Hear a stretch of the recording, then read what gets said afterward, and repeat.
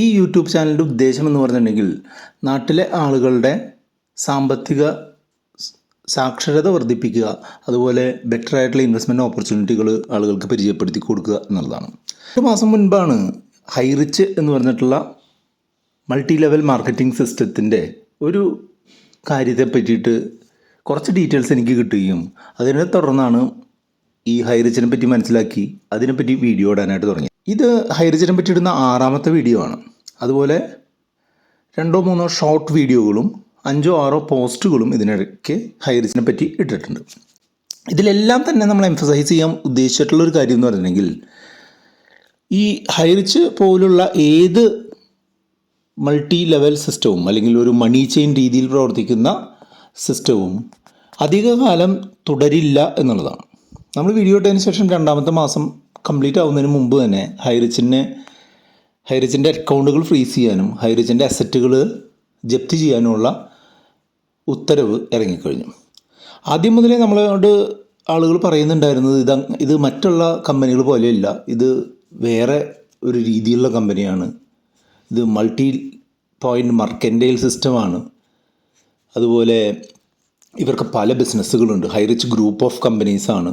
എന്തൊക്കെ പറഞ്ഞാലും നമ്മളെപ്പോലുള്ള സാധാരണക്കാർ ആലോചിക്കേണ്ട ഒരു കാര്യം എന്താണെന്ന് വെച്ചാൽ, നമ്മൾ കൊടുക്കുന്ന പൈസയ്ക്ക് എന്തുമാത്രം റിട്ടേൺ അവർ തരുന്നു എന്ന് പറയുകയോ അല്ലെങ്കിൽ തന്നുകൊണ്ടിരിക്കുകയോ ചെയ്യുന്നത് ഒരു പ്രപ്പോർഷനിലല്ല എന്നുണ്ടെങ്കിൽ, സാധാരണഗതിയിൽ കിട്ടുന്ന ഒരു കാര്യത്തേക്കാൾ വളരെ ഉയർന്ന രീതിയിലുള്ള കാര്യങ്ങൾ അഷ്വർ ചെയ്യുകയോ തന്നുകൊണ്ടിരിക്കുകയോ ഒക്കെ ചെയ്യുന്നുണ്ടെങ്കിൽ അത്തരം ബിസിനസ്സുകൾ പൊട്ടിപ്പോകാൻ വളരെയധികം സാധ്യതയുണ്ട് എന്നുള്ളത് ഫിനാൻഷ്യൽ കാര്യങ്ങളെ പറ്റിയിട്ട് മനസ്സിലാക്കുന്ന ആളുകൾ പറഞ്ഞു തന്നിട്ടുള്ള കാര്യമാണ്. അതാണ് നമ്മൾ ആളുകളോട് പറഞ്ഞു തരാനായിട്ട് ശ്രമിച്ചുകൊണ്ടിരുന്നത്. നെഗറ്റീവായിട്ടുള്ള കമൻറ്റുകൾ ധാരാളം വന്നിരുന്നു, നെഗറ്റീവായിട്ടുള്ള കോളുകൾ വന്നിരുന്നു. ഈ ഹൈറിച്ചിൻ്റെ CEO തന്നെ നമ്മളെ കോൾ ചെയ്ത് പലതരത്തിലുള്ള രീതിയിൽ അവർ നമ്മളെ പ്രലോഭിപ്പിക്കാൻ ശ്രമിച്ചിരുന്നു. ഇതിനെല്ലാം ശേഷവും നമ്മളതിന് കണ്ടിന്യൂസ് ആയിട്ട് ഫോളോ അപ്പ് ചെയ്തത് ഇത്തരം ഒരു സിസ്റ്റം സസ്റ്റൈനബിൾ അല്ല, അല്ലെങ്കിൽ തുറന്നു പോകാൻ സാധിക്കില്ല എന്നുള്ളതിന് 100% ഉറപ്പുള്ളത് കൊണ്ടാണ്. അങ്ങനെ വീഡിയോ ചെയ്തതുകൊണ്ട് നമുക്ക് ഉണ്ടായിട്ടുള്ള ഗുണം എന്താണെന്ന് വെച്ചാൽ, ചുരുങ്ങിയതൊരു 1000-1500 പേരെങ്കിലും എൻ്റെ അറിവിൽ എന്നെ വാട്സപ്പ് വഴിയോ നമ്മുടെ വീഡിയോയ്ക്ക് കമൻറ്റുകളായിട്ടോ അറിയിച്ചത് പ്രകാരം 1000-1500 പേര് ഈ സംഗതിയിൽ പൈസ ഇടാൻ തയ്യാറായിരുന്നവർ ഇടാതിരുന്നിട്ടുണ്ട്.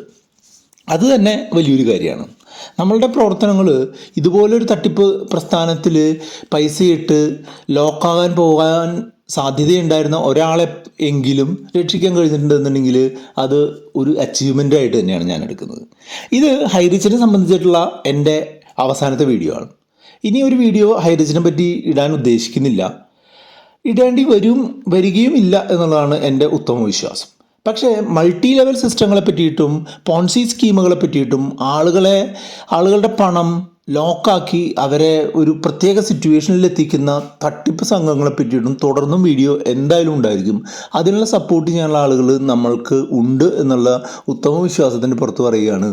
ഹൈറിച്ചിനെ പറ്റിയിട്ടുള്ള അവസാനത്തെ വീഡിയോ ആയിരിക്കും ഇതെങ്കിലും പോൺസി സ്കീമുകളെയും തട്ടിപ്പുകളെയും പറ്റി റുപ്പിമങ്കി ഇനിയും എക്സ്പോസ് ചെയ്യും. ഈ വീഡിയോയിലൂടെ നമ്മൾ പറയുന്നത് ഹൈറിച്ച് എന്തുകൊണ്ട് പൂട്ടി എന്നുള്ളതും മറ്റൊരു ചാനലും പറയാത്ത 2 കാരണങ്ങളുമാണ് ഈ വീഡിയോയിലൂടെ പറയുന്നത്. അതിലൊരു കാരണം കേട്ട് കഴിഞ്ഞാൽ നിങ്ങൾ മൂക്കത്ത് വിരൽ വെച്ച് പോകുമെന്നുള്ളത് 100% ഉറപ്പാണ്. ഈ കാരണം ഞാൻ ഇവരുടെ CEOയെ വാട്സപ്പ് വഴി അറിയിക്കുകയും ചെയ്തിട്ടുണ്ട്. ഈ ഹൈറിച്ചിൻ്റെ അസറ്റുകൾ ലോക്കായ സമയത്ത് അറിയിക്കുകയും ചെയ്തിട്ടുണ്ട്. ഈ കാര്യങ്ങൾ അറിയാവുന്നത് കൊണ്ടാണ് ഏകദേശം 1 മാസം മുൻപ് ഹൈറിച്ച് തകരും എന്ന രീതിയിൽ ഒരു പോസ്റ്റ്, 30 ദിവസത്തിനുള്ളിൽ ഹൈറിച്ച് തകരും എന്നുള്ളൊരു പോസ്റ്റ് ഞാൻ നമ്മളുടെ ചാനലിൽ പങ്കുവച്ചത്. 14ാമത്തെ ദിവസം ഹൈറിച്ചിൻ്റെ MD അകത്താവുകയും 15ാമത്തെ ദിവസം അവരുടെ അസറ്റുകൾ ഫ്രീസ് ചെയ്യുകയും ചെയ്തു. അത് കഴിഞ്ഞിട്ട് ഇനി 3-4 ദിവസമേ ആയിട്ടുള്ളൂ. അപ്പോൾ ഈ കാര്യങ്ങളിൽ കൃത്യമായിട്ടുള്ള രീതിയിലുള്ള ഇടപെടലുകൾ 1 മാസത്തിന് ഉള്ളിൽ നടന്നിട്ടുണ്ട് എന്നുള്ളത് നിങ്ങൾക്ക് അതിൽ നിന്ന് മനസ്സിലാക്കാനായിട്ട് സാധിക്കും. നമ്മൾ ആ പോസ്റ്റ് ഇട്ടതിന് ശേഷം 1-2 ദിവസത്തിനുള്ളിലാണ് തൃശ്ശൂർ കളക്ടർ ഓർഡർ ഇറക്കിയിട്ടുള്ളത്. ആ ഓർഡർ എന്തോ ബാഹ്യ പ്രേരണ മൂലമാണെന്ന് തോന്നുന്നു കുറച്ചു കാലം അത് എക്സിക്യൂട്ട് ചെയ്യാൻ വൈകിയിട്ടുമുണ്ട്. നമ്മളെപ്പോലുള്ള സാധാരണക്കാർ മനസ്സിലാക്കുന്നതിലും 10 മടങ്ങ് സാമ്പത്തികം ഉള്ളതും ആ സാമ്പത്തികം ഉപയോഗിച്ച് ആളുകളെ എങ്ങനെ വശത്താക്കണമെന്നുള്ള കൃത്യമായിട്ടുള്ള ബോധ്യമുള്ളവരുമാണ് ഇത്തരം മണി ചെയിനുകളും പോൺസി സ്കീമുകളും നടത്തുന്നത് എന്നുള്ളത് നിങ്ങൾ മനസ്സിലാക്കിയിരിക്കണം. നമ്മളുടെ ഒന്നും റീച്ചിൽ ഇല്ലാത്ത തരത്തിലുള്ള അത്രയും ഉയരത്തിൽ പിടിയുള്ള ആളുകളാണ്. പക്ഷേ എന്തായാലും ഇന്ത്യയിലെ നിയമവ്യവസ്ഥ നിലനിൽക്കുന്നിടത്തോളം കാലം ഒരു തട്ടിപ്പിനും ധാരാളം സമയം ധാരാളം ആളുകളെ തട്ടിക്കാനായിട്ട് പറ്റില്ല എന്നുള്ളത് വീണ്ടും കാലം തെളിയിച്ചിരിക്കുക. നമ്മളുടെ വീഡിയോയ്ക്ക് കമൻറ്റുകളായിട്ട് ആളുകൾ ഇടുന്ന ഒരു പ്രധാനപ്പെട്ട കാര്യം എന്താണെന്ന് വെച്ചാൽ, നിങ്ങൾ കാരണം വലുതായിട്ട് പ്രവർത്തിച്ചു പോകുന്ന, ഞങ്ങൾക്കൊക്കെ വലിയ രീതിയിൽ ലാഭം കിട്ടിപ്പോകുന്ന ഒരു സംവിധാനത്തെ നിങ്ങൾ തകർത്ത് ഞങ്ങളെയൊക്കെ വഴിയാധാരമാക്കാനായിട്ട് ശ്രമിച്ചുകൊണ്ടിരിക്കുകയാണ് എന്നുള്ളതാണ്. ഇത് തന്നെയാണ് ഇവരുടെ CEO ശ്രീനാഥ് പ്രതാപൻ എന്നെ ആ ദിവസം വാട്സപ്പ് കോൾ ചെയ്തിട്ട് അവസാനം പറയുകയും ചെയ്ത്. അതായത് നിങ്ങൾ 10,000-കണക്കിന് കുടുംബങ്ങളെയാണ് അനാഥമാക്കാൻ പോകുന്നത്, അവരുടെ ശാപം ഉണ്ടാവും എന്നുള്ള രീതിയിലൊക്കെയാണ്. പക്ഷേ സ്വാഭാവികമായിട്ടും നിങ്ങൾക്ക് മനസ്സിലാക്കേണ്ടത് എന്താണെന്ന് വെച്ചാൽ, നിങ്ങൾ ഒരു തട്ടിപ്പ് രീതിയിൽ നടത്തിക്കൊണ്ടു പോകുന്ന ഒരു സ്ഥാപനം താഴെയുള്ള ആളുകളെ ചേർത്ത് പൈസ അതിൻ്റെ പങ്ക് മുകളിലുള്ള ആളുകൾക്ക് കൊടുത്ത് ഒരു മണി റൊട്ടേഷൻ രീതിയിൽ നടന്നു പോകുന്ന ഒരു സംഗതി എന്ന് പറഞ്ഞിട്ടുണ്ടെങ്കിൽ, നിങ്ങൾ യാതൊരുവിധ പറയത്തക്ക ബിസിനസ്സുകളൊന്നും തന്നെ ചെയ്യാതെ വെറും മണി സർക്കുലേഷൻ വഴി കൊണ്ടുപോയി കഴിഞ്ഞാൽ ഇത് ഞാൻ വീഡിയോ ചെയ്താലും വീഡിയോ ചെയ്തില്ലെങ്കിലും ഇത് തകരും. അപ്പോൾ നിങ്ങൾ ചോദിക്കും, ഞങ്ങൾക്ക് കുടുംബങ്ങളുണ്ട്, ഞങ്ങളുടെ കാര്യങ്ങൾ ഇനി എങ്ങനെ നടക്കുമെന്നുള്ളത്. പണിയെടുത്താലും തന്നെയാണ് ജീവിക്കാൻ പറ്റുള്ളൂ എന്നുള്ളതാണ് അതിനുത്തരം. കൃത്യമായിട്ടുള്ള അറിവും ഇല്ലാത്ത, സാമ്പത്തികമായിട്ടുള്ള കാര്യങ്ങളിൽ കൃത്യമായിട്ടുള്ള അറിവില്ലാത്ത ആളുകളെ പല കാര്യങ്ങളും പറഞ്ഞ് പ്രലോഭിപ്പിച്ച് നിങ്ങൾക്ക് വലിയ നേട്ടമുണ്ടാവും. അത് എങ്ങനെ ഉണ്ടാകുമെന്ന് മനസ്സിലാക്കാനുള്ള സാമാന്യ ബോധം കുറഞ്ഞിട്ടുള്ള ആളുകളെയാണ് ഇവരെല്ലാം ടാർഗറ്റ് ചെയ്യുന്നത്. ഇവരുടെ ലീഡർമാരെന്ന് പറഞ്ഞിട്ടുണ്ടെങ്കിൽ വളരെ വലിയ വാഗ്ധോരണികളിലൂടെ ആളുകളെ വശംവദരാക്കാൻ കഴിവുള്ള ആളുകളാണ്. അപ്പോൾ അങ്ങനെയുള്ള ആളുകൾ ഇത്തരമൊരു സിസ്റ്റത്തിൽ വന്നിട്ട് ആളുകളോട് പറഞ്ഞ് അവരുടെ കയ്യിലുള്ള പൈസ വാങ്ങി മേലിലുള്ള ആളുകൾക്ക് കൊടുത്ത് അതിൻ്റെ കമ്മീഷൻ അടിച്ച് നടക്കുന്ന ആളുകൾ ചിലപ്പോൾ പറഞ്ഞേക്കാം, എൻ്റെ കയ്യിലുള്ള പേഴ്സ് തട്ടിപ്പറിച്ച് പോയ കള്ളന് കുടുംബം ഉണ്ടല്ലോ, ആ കുടുംബം അയാൾ പുലർത്താനല്ലേ എൻ്റെ കയ്യിൽ നിന്നുള്ള പേഴ്സ് അടിച്ചു പോയത്, അതുകൊണ്ട് ഞാൻ അവനോട് ക്ഷമിക്കുന്നു എന്ന് പറയാം. പക്ഷേ സാധാരണ ഒരാളും വലിയ രീതിയിൽ കഷ്ടപ്പെട്ടുണ്ടാക്കിയിട്ടുള്ള പൈസ ഇതുപോലെ ഒരു തട്ടിപ്പ് സ്കീമിൽ ചേർന്നിട്ട് നഷ്ടപ്പെടുത്തുന്ന ഒരാൾ അങ്ങനെ എന്തെങ്കിലും പ്രശ്നം വന്നു കഴിഞ്ഞാൽ അതിനെതിരെ ശബ്ദം ഉയർത്താൻ തന്നെയാണ് ശ്രമിക്കേണ്ടത്. അതുകൊണ്ടാണ് കഴിഞ്ഞ വീഡിയോയിൽ ഞാൻ പറഞ്ഞത്, നിങ്ങൾക്ക് ഇതിൽ നിന്ന് എന്തെങ്കിലും ഒരു ഗുണം കിട്ടണമെന്നുണ്ടെങ്കിൽ നിങ്ങൾ ഇതിനൊരു മാസ് പെറ്റീഷനായിട്ടോ അല്ലെങ്കിൽ നിങ്ങളുടെ അടുത്തുള്ള പോലീസ് സ്റ്റേഷനിലോ നിങ്ങൾ ഇതിനെതിരെ പരാതിപ്പെടണം എന്നത്. എൻ്റെ പോലീസ് സംവിധാനങ്ങളിലുള്ള ചെറിയ ബന്ധങ്ങൾ വെച്ചിട്ട് എനിക്ക് മനസ്സിലാവുന്നത് എന്താണെന്ന് വെച്ചാൽ, 100-ലധികം പരാതികൾ ഓൾറെഡി പല പോലീസ് സ്റ്റേഷനുകളിലും വന്നിട്ടുണ്ട്. പല സ്ഥലങ്ങളിലും ഇവർക്കെതിരെ മാസ് പെറ്റീഷനും നടക്കുന്നുണ്ട് എന്നുള്ളതാണ് എനിക്ക് മനസ്സിലാവുന്നത്. ഇത് നിയമപരമല്ലാത്ത ഒരു കാര്യമാണ്. ഇവർ ചെയ്യുന്ന ബിസിനസ് എന്താണ് എന്നുള്ളതിനെ പറ്റി ക്ലാരിറ്റി ഇല്ലാതെ, ചെയ്യുന്ന ബിസിനസ്സിൽ നിന്ന് കിട്ടുന്ന വരുമാനമാണോ ഷെയർ ചെയ്യുന്നത് എന്നുള്ള ഒരു അറിവില്ലാതെ ഒരു തെറ്റായിട്ടുള്ളൊരു കാര്യത്തിൽ ചെന്ന് പെട്ടിട്ട് ഇനി അവിടെ നിന്ന് ഊരിപ്പോരാനായിട്ട്, പൈസയോട് കൂടിയോ പൈസ ഇല്ലാതെയോ ഊരിപ്പോരാനായിട്ട് ശ്രമിക്കുന്നതാണ് എന്തുകൊണ്ടും നല്ലത് എന്നുള്ളതാണ് എൻ്റെ അഭിപ്രായം. കാരണം എന്താണെന്ന് വെച്ചാൽ ഇതിൽ ഇവരെ ചേർത്തിട്ടുള്ളത് പ്രധാനപ്പെട്ട 2 ആക്റ്റുകളാണ്. 2021 കേരള ഗവൺമെൻറ് പാസ്സാക്കിയിട്ടുള്ള BUDS act, banning of unregulated deposits scheme act.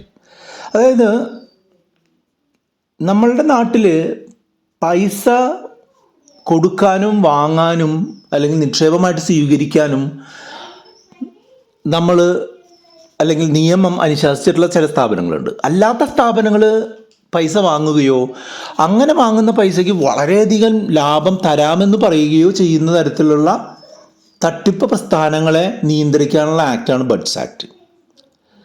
വളരെ വലിയ ശക്തിയുള്ള ആക്ടാണ് ബഡ്സ് ആക്ട് എന്നുള്ളതാണ് എനിക്ക് ബഡ്സ് ആക്ടിനെ പറ്റിയിട്ട് മനസ്സിലാക്കിയപ്പോൾ മനസ്സിലാവുന്നത്. കാരണം എന്താണെന്ന് വെച്ചാൽ ഇതിൻ്റെ മുതലാളിമാരെയും ഇത് കണ്ണി ചേർക്കാൻ നിന്നിട്ടുള്ള ലീഡേഴ്സ് അടക്കമുള്ള ഹൈറിച്ചിൻ്റെ പേരിൽ പറയുകയാണെന്നുണ്ടെങ്കിൽ പിൻ ഏജൻസികളുടെ ഓണേഴ്സായിട്ടുള്ള ലീഡേഴ്സിനെയൊക്കെ അകത്ത് കൊണ്ടുപോകാൻ അത്ര ശക്തിയുള്ള പോളിസി ഇതാണിത്. ഈവൻ ഇതിൽ ചേർന്നിട്ടുള്ള ആളുകൾക്ക് പോലും ഇതിൻ്റെ ഗുണഭോക്താക്കൾ എന്നുള്ള രീതിയിൽ അകത്ത് പോകാനുള്ള സാധ്യത ഉണ്ട്. പക്ഷേ പ്രാക്ടിക്കൽ ഡിഫിക്കൽട്ടികൾ കൊണ്ട് അങ്ങനെ ഒരു പ്രശ്നം ഉണ്ടാവാനുള്ള സാധ്യതയില്ല. എങ്കിലും നിങ്ങളും ഇതിൽ പൈസ ഇട്ടിട്ടുള്ള ആളുകളും നിയമപരമായിട്ട് തെറ്റാണ് ചെയ്തിട്ടുള്ളത് എന്നുള്ളതാണ് ബഡ്സ് ആക്ട് പറയുന്നത്. മറ്റൊരു ആക്റ്റാണ് money circulation banning act 2C section 2C. ഇത് ബഡ്സ് ആക്ടിന് അത്ര ശക്തിയില്ലാത്തതാണ് എന്നുണ്ടെങ്കിലും ആദ്യം മുതലേ ഇന്ത്യയിൽ വളരെ കാലമായിട്ട് നിലനിൽക്കുന്ന മണി സർക്കുലേഷൻ കൃത്യമല്ലാത്ത രീതിയിൽ മണി സർക്കുലേറ്റ് ചെയ്യുന്ന തരത്തിലുള്ള സ്ഥാപനങ്ങളെയോ സംവിധാനങ്ങളെയോ നല്ല നിയന്ത്രിക്കാനുള്ള ഒരു സംവിധാനമാണ്. ഈ കാര്യങ്ങളെല്ലാം മുൻപേ ഉണ്ടായിരുന്നു, ആളുകൾ മുൻപേ പരാതി കൊടുത്തിരുന്നു. എങ്കിലും പല സ്ഥലങ്ങളിലും പല ഒഫീഷ്യൽ സംവിധാനങ്ങളും ഈ ഹൈറിച്ചിൻ്റെ പണക്കൊഴുപ്പിൽ ഈ സംവിധാനങ്ങൾക്കുള്ള അല്ലെങ്കിൽ ഈ സംവിധാനങ്ങൾ ഉപയോഗിച്ച് ഇവരെ പൂട്ടാനുള്ള റിക്വസ്റ്റുകളെ നിരാകരിക്കുകയാണ് ചെയ്തതെന്നാണ് മനസ്സിലാവുന്നത്. അവസാനം തൃശ്ശൂർ ചേർപ്പ് പോലീസ് സ്റ്റേഷനിൽ പരാതി കൊടുത്ത ഒരു മുൻ പോലീസ് ഉദ്യോഗസ്ഥൻ്റെ പരാതിയിൽ മേലാണ് ഈ തീരുമാനം. ചേർപ്പ് പോലീസ് സ്റ്റേഷൻ്റെ എടുത്തിട്ടുള്ള കേസിൻ്റെ ഭാഗമായിട്ടാണ് തൃശ്ശൂർ കളക്ടർ ഇത് ബാൻ ചെയ്യാനുള്ള അല്ലെങ്കിൽ ഇവരുടെ ഫ്രീസ് ചെയ്യാനുള്ള കാര്യങ്ങൾ ചെയ്തത്. ഇപ്പോഴും ഇവരുടെ മോർണിംഗ് ഡിസ്കഷനുകളിലും ഹൈറിച്ചിൻ്റെ മോർണിംഗ് ഡിസ്കഷനുകളിലും മറ്റുള്ള മീറ്റിങ്ങുകളിലും വാട്സപ്പ് മെസ്സേജുകളിലും ഒക്കെ പറയുന്നത് എന്താണെന്ന് വെച്ചാൽ ഇതൊരു ചെറിയ കാര്യമാണ്, ഇത് പെട്ടെന്ന് അങ്ങ് ഊരിപ്പോരാൻ പറ്റും, 5 ദിവസം കൊണ്ട് അക്കൗണ്ട് ഫ്രീസ് മാറും, അപ്പോൾ നിങ്ങൾക്ക് പൈസ കിട്ടി തുടങ്ങുമെന്നൊക്കെയാണ്. പക്ഷേ ഇതുവരെയുള്ള ഒരു ഹിസ്റ്ററി, ബഡ്സ് ആക്ടിൻ്റെ ഹിസ്റ്ററി പരിശോധിച്ചു കഴിഞ്ഞാൽ ഇതുവരെയും ബഡ്സ് ആക്ട് പ്രകാരം ഫ്രീസ് ചെയ്തിട്ടുള്ള ഒരു അക്കൗണ്ട് പോലും മുൻകാലത്ത് അൺഫ്രീസ് ആയിട്ടില്ല എന്നുള്ളതാണ് സത്യം. അപ്പോൾ അങ്ങനെയുള്ളൊരു സിറ്റുവേഷനിൽ നിങ്ങൾ ഇതിൽ ഇൻവെസ്റ്റ് ചെയ്തിട്ടുള്ള ആളാണ് എന്നുണ്ടെങ്കിൽ നിങ്ങളുടെ പൈസ പോകാൻ തന്നെയാണ് സാധ്യത.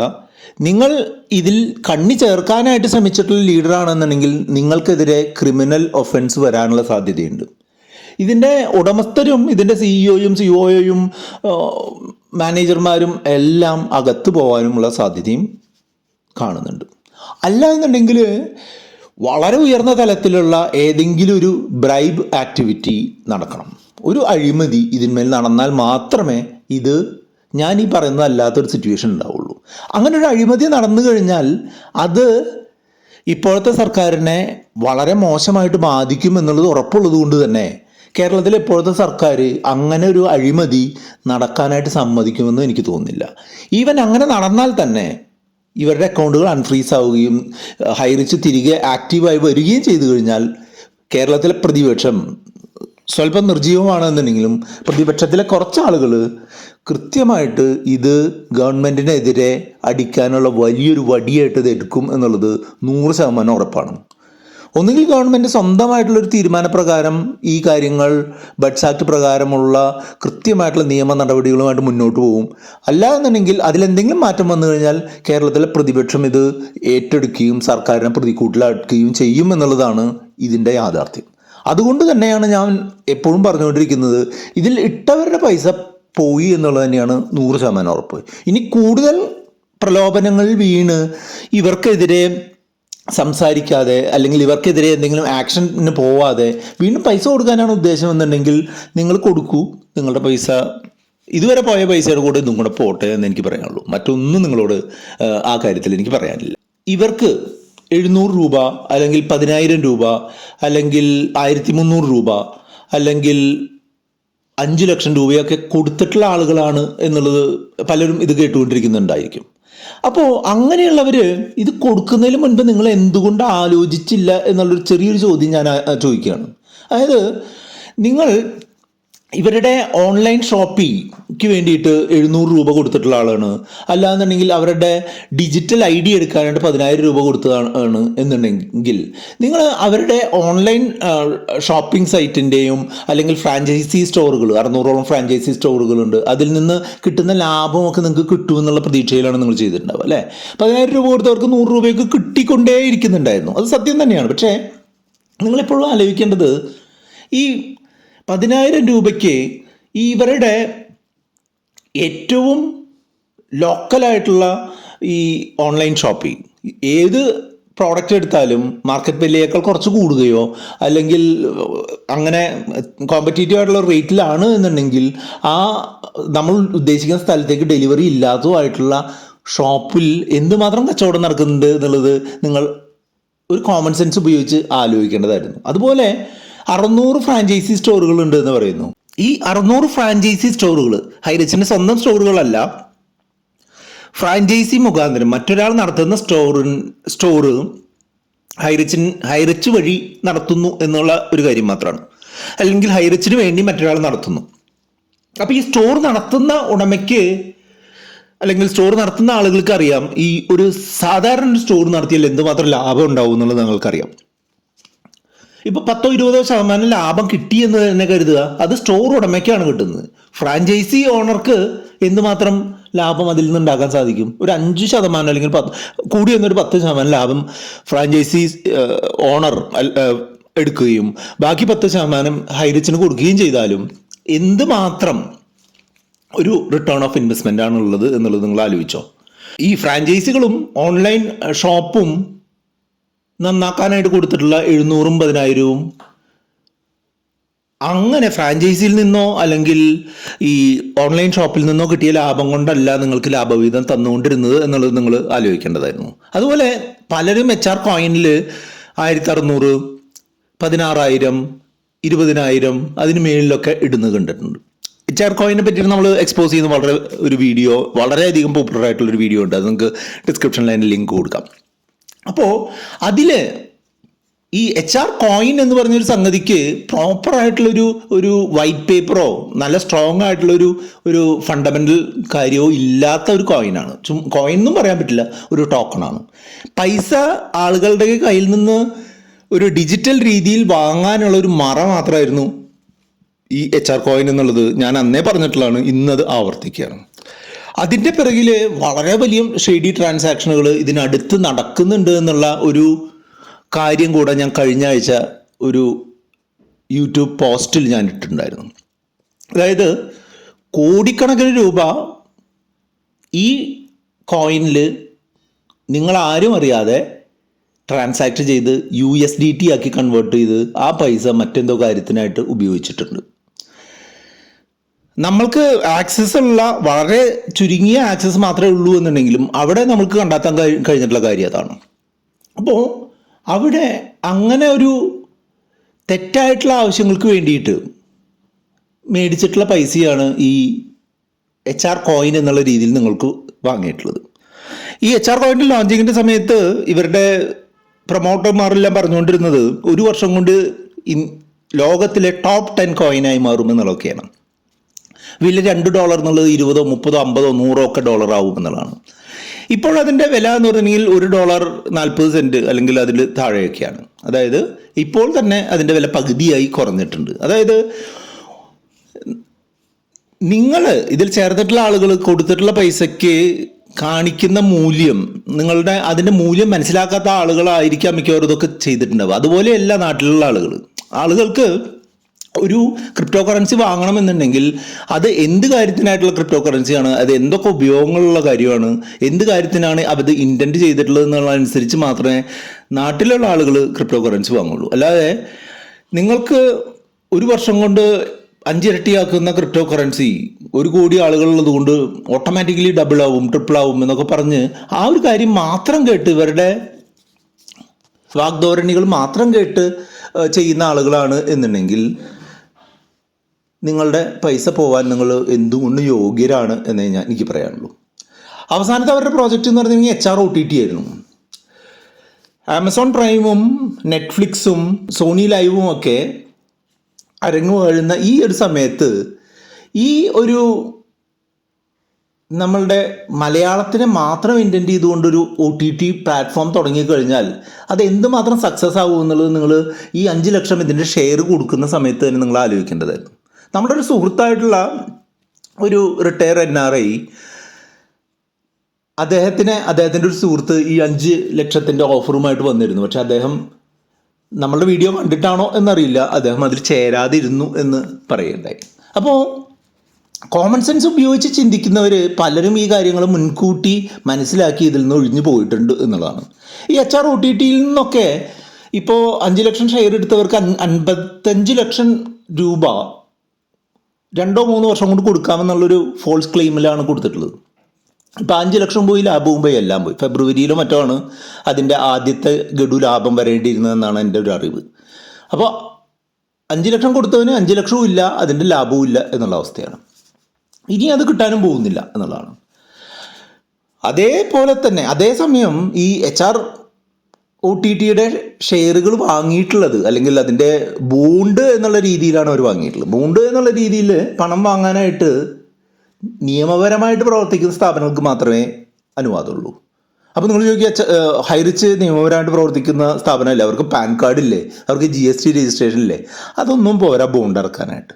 ബോണ്ട് ഇറക്കുന്നതിനായിട്ട് സെബി അനുശാസിക്കുന്ന RBIയുടെ ഗൈഡ് ലൈൻസ് ഫോളോ ചെയ്യുന്ന സ്ഥാപനങ്ങൾ മാത്രമേ ബോണ്ടൊക്കെ ഇറക്കാനായിട്ട് പറ്റുള്ളൂ. അല്ലെങ്കിൽ ആർക്കും ബോണ്ട് ഇറക്കാൻ സാധിക്കുമെങ്കിൽ ഇവിടെ നമ്മളുടെ ഇന്ത്യയുടെ ഒരു അന്തരീക്ഷം എങ്ങനെയായിരിക്കും? ഏതൊരു രാജ്യത്തായാലും ഏതൊരു സ്ഥലത്തായാലും ഒരു 100-ൽ 10 പേരും എക്കണോമിക് ഒഫൻസ് ചെയ്യാൻ അല്ലെങ്കിൽ ഫിനാൻഷ്യൽ ഒഫൻസ് ചെയ്യാൻ റെഡിയായിട്ട് നിൽക്കുന്ന ആളുകളാണെന്നാണ് കണക്കുകൾ പറയുന്നത്. അപ്പോൾ അങ്ങനെ ഒരു 100-ൽ 10 ആൾക്കാരും അവരുടെ സൗകര്യം പോലെ നോട്ട് അച്ചടിക്കുക, ബോണ്ട് അച്ചടിക്കുകയൊക്കെ ചെയ്തു കഴിഞ്ഞാൽ നമ്മുടെ സാമ്പത്തിക രംഗം എന്താവും എന്നുള്ളത് നിങ്ങളൊന്ന് ആലോചിച്ച് നോക്കൂ. അതുപോലൊരു തട്ടിപ്പിലാണ് നിങ്ങൾ ഈ 5 ലക്ഷം കൊണ്ടിട്ടിട്ടുള്ളത് എന്നുള്ളത് നിങ്ങൾ മനസ്സിലാക്കുക. ഈ മലയാളത്തിന് മാത്രം ടാർഗറ്റ് ചെയ്തിട്ടുള്ള ഈ HROTTയിൽ പരിപാടികളും സിനിമകളും ഒക്കെ കണ്ട് എങ്ങനെ ലാഭം ഉണ്ടാക്കാനാണ് എന്നുള്ളത് നിങ്ങളൊന്ന് ആലോചിക്കണ്ടേ. മലയാളി എപ്പോഴും ഭയങ്കര ബുദ്ധിമാനാണ്, ഭയങ്കര പ്രബുദ്ധനാണ് എന്നൊക്കെ പറയും. പക്ഷേ ഫിനാൻഷ്യൽ ലിറ്ററസിയുടെ കാര്യത്തിലും ആർത്തിയുടെ കാര്യത്തിലും മലയാളിയെ തോൽപ്പിക്കാൻ പറ്റില്ല എന്നുള്ളത് വീണ്ടും വീണ്ടും തെളിയിക്കുകയാണ്.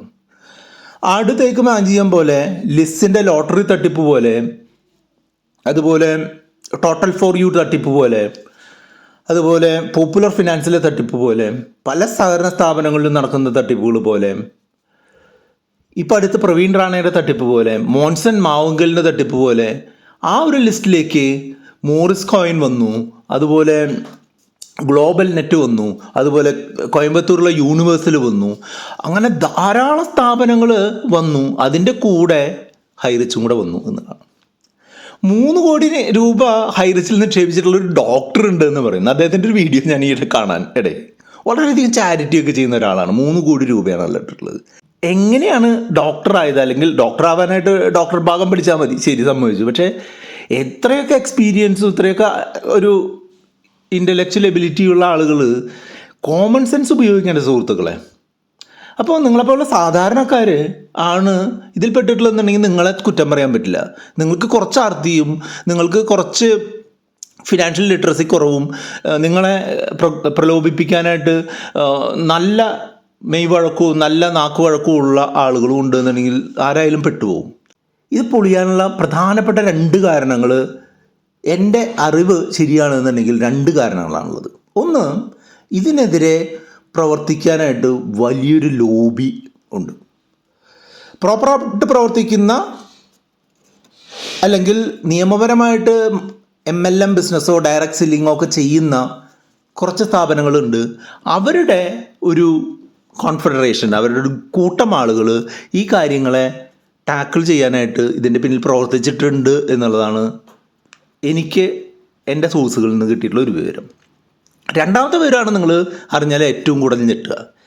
ഇതിൽ ഹൈറിച്ചിൽ പ്രവർത്തിച്ചിട്ടുള്ള ഒരു പ്രധാനപ്പെട്ട ലീഡറുടെ നേതൃത്വത്തിൽ ഇതിനെ എക്സ്പോസ് ചെയ്യാനുള്ള ശ്രമങ്ങൾ നടന്നിട്ടുണ്ട് എന്നും എനിക്ക് അറിവ് കിട്ടിയിട്ടുണ്ട്. ഈ 2 കാരണങ്ങൾ കൊണ്ടാണ് ഇവർ പൊളിഞ്ഞത് എന്നുള്ളതാണ് എനിക്ക് മനസ്സിലാവുന്നത്.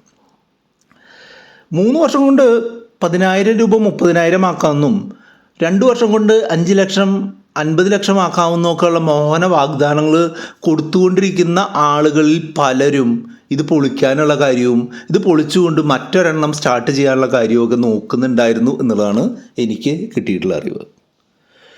അപ്പോൾ നിങ്ങൾക്ക് എന്താ ചെയ്യാൻ പറ്റുമെന്ന് ചോദിച്ചു കഴിഞ്ഞാൽ, എൻ്റെ ഒരു അറിവിൽ പണം തിരികെ ലഭിക്കാനുള്ള സാധ്യത വളരെ കുറവാണ്.